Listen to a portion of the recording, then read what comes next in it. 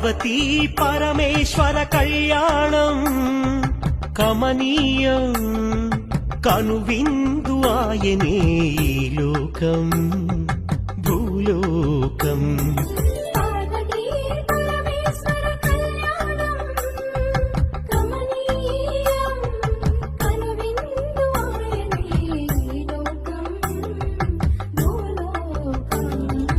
పిల్లలార పెద్దలార ముక్కోటి దేవతలార చూడగరారండి తనివి తీరా శివ పార్వతి కళ్యాణం లోకాలకు శుభకార్యం.